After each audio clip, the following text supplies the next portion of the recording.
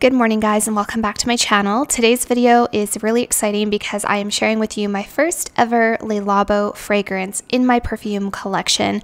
I have wanted a Le Labo perfume for so long. I've tried out numerous of them and obviously they're quite expensive and they're all very sort of unique and interesting and different, and it's not a house that I feel like you can just rush into and pick up any old scent. So I have taken, my whole perfume journey, if you will, career, whatever you want to call it. I've taken the whole last 2.5 years to really think about which Le Labo would be right for me. There's so many popular ones out there like Another 13 and Santal 33. So in today's video, I'm going to share with you the one that finally made it into my collection and do my best to review it for you because it does smell very unique and beautiful and interesting and kind of difficult to explain. So if you guys are new here, welcome. My name is Alithia. On this channel, I do share a lot about decluttering, minimalism, perfume, a little bit of home decor. I love coffee. I love handbags. I love skincare. I love makeup. I love living a simple but balanced life, balanced with luxury, but also like keeping things organized and clean and clutter-free. So if that sounds like something that might be your cup of tea, I would love if you would consider subscribing. And if you're interested in more perfume content, Lord knows I have many perfume videos on this channel, so go check them out. And with that out of the way, let's get started in today's perfume review. Alright guys, so here it is, my first ever Le Labo fragrance. I'm so excited to be sharing this with you guys. Le Labo is a brand I've been curious about, interested in for a really long time. I think the first thing that really drew me to the Le Labo fragrances was probably the packaging. The beautiful, clean aesthetic. I love the sort of very simple, traditional kind of typewriter font that they have on the bottles. I love the simplicity of the packaging, and I also like that they create it sort of almost like a prescription, like you would get in a laboratory or at a pharmacy. I love the combination. I love how they've combined the minimalist aspect with the labeling and with just the bottle design and everything else about it. It's not too sparkly and in your face, and it's not too glamorous. It's very simple, and I like how they've combined that minimalist aspect with also luxury. So it's luxurious, it's a little bit more expensive, so it's a little bit more exclusive. And this one is one of their city exclusive fragrances, which if you guys weren't aware, you can only purchase online and in Le Labo boutiques during 1 month of the year for the month of September. It just so happened that the month that I felt like buying a Le Labo, I looked on the website and happened to see that it happened to be September. So if I didn't purchase it this month, I would have had to wait another year, or you can get the city exclusives only in the city that they are offered. So this one would have been the Tokyo fragrance. I will be the first to say that I do not plan to go to Tokyo anytime soon, so I probably would not have been able to get my hands on this scent. This is the Gaiac 10, obviously, if I didn't say that. This one really piqued my interest because I was looking at top Le Labo fragrances, and I spent some time doing some research. I don't live near any Le Labo boutiques. There's only a handful of them in Canada to begin with, and I don't live near any of them. So usually when I get to visit a Le Labo boutique, it's if I am on vacation or something like that. And so doing research to choose a Le Labo fragrance is difficult, and I also noticed that when I was looking on YouTube, there weren't a ton of reviews on Gaiac 10 in particular. There was a handful of them, and Gaiac 10 was also in a few people's perfume collections.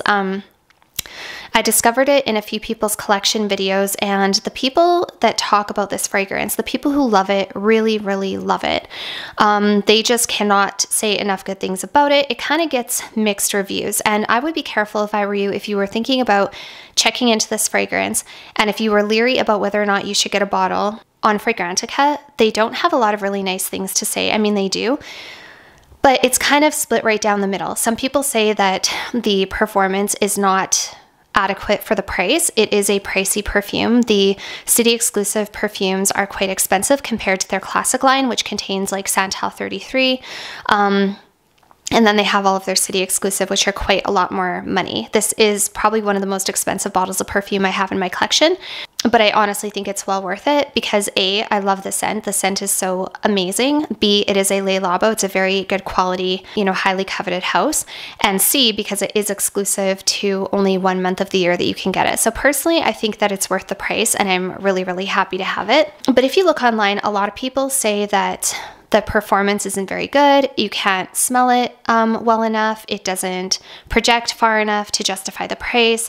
It's too soft to justify the price. Personally, I don't think that the projection and the longevity as long as they're not terrible. I've said this many, many times, but as long as the projection and the longevity are not terrible, I don't think that that really matters when it comes to the fragrance. I'm happy if I get a good like 5 or 6 hours, which I do get. Hey guys, it's me from the future. When I'm editing this video, I realized I think that I didn't tell you at all in today's video how long this perfume lasted or like what the projection experience was.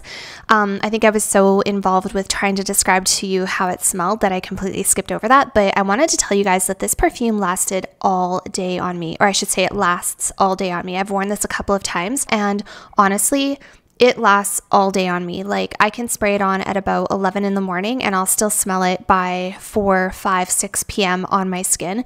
Yes, it's subtle. It doesn't project super far. It's not as strong as something like Santal 33. It's a little bit softer and closer to the skin, but it does have a really nice like waft to it, if that makes sense. Like you have a really nice little scent bubble.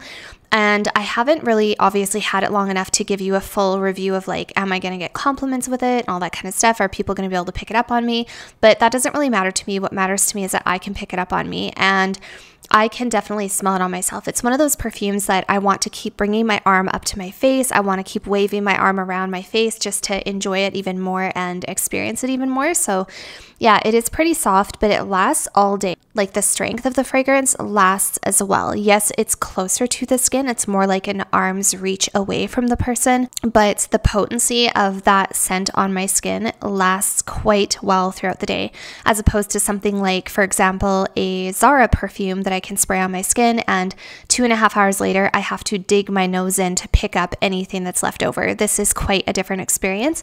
So I just wanted to tell you guys that now, just because I don't know if I mentioned it anytime later in the video. The point that I'm getting at is when I was looking for a Le Labo, this one was the one that really piqued my interest. This one sounded right up my alley. It was a musky, woody fragrance, but people just described it as just being amazing, huge compliment getter, kind of that unsuspecting. It's kind of like an unsuspecting fragrance where you wouldn't think, especially to try it in store, to spray it on paper in store, your first experience, you wouldn't think that it would be quite the amazing fragrance it is. It has a very subtle, soft first impression, and that's why I think I did have a sample of this at one point in time, and I think I literally glanced over it. Like I think I smelled it on paper and put it to the side and didn't give it a second thought, you guys. And you know, that happens sometimes when you're testing tons and tons of perfumes. It's easy to get overwhelmed and it's easy to push to the side some fragrances that might be fantastic if you only had taken more time with it. And this is truly one of those perfumes. This is also one that, like I've said with so many other perfumes, you do have to put this on your skin. If you only put this on paper, you will be disappointed. It's going to come across smelling woody, but very, very subtle, very soft. And you're going to think, oh, that smells like kind of like nothing. Like, why would I want that? It's barely there. It doesn't have a huge presence on paper.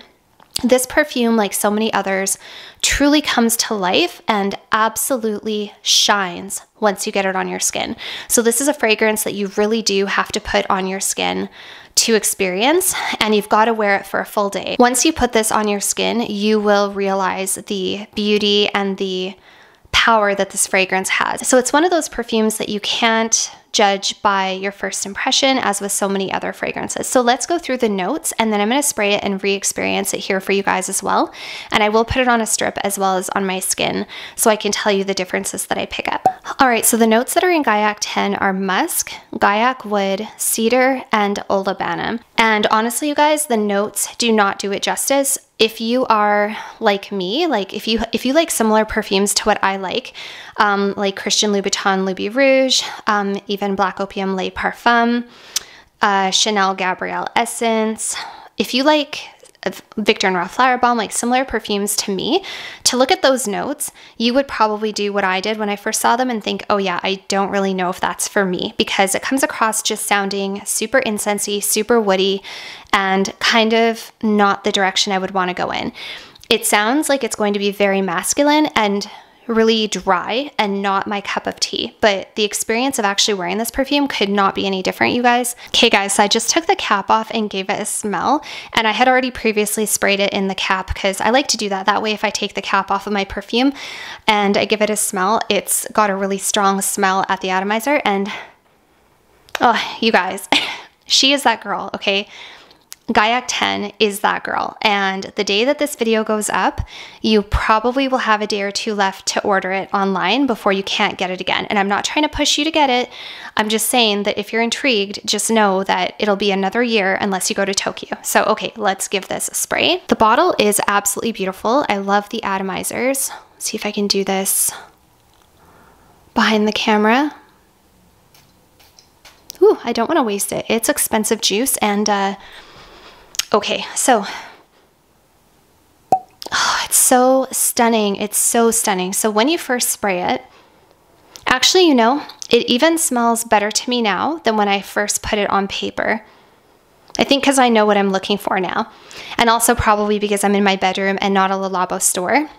When you're in the Le Labo boutique, it's very, it smells very fragrant in there because people have been spraying their perfumes, you know, constantly and whatever. So now spraying it on paper in the comfort of my own home, it smells quite different. It smells like what it smells like. Okay, so how do I describe how this smells? So there is a little bit of a subtle skin-like sweetness to it. Kind of reminds me a little bit of like a Glossier You kind of thing. It isn't a deep, dark wood. So if you're thinking about a Gaiac wood and you're thinking about like different types of woody notes, this does not smell dark. It does not smell deep. It doesn't smell overpowering. It smells very clean, subtly sweet. Yeah, a little bit sweet.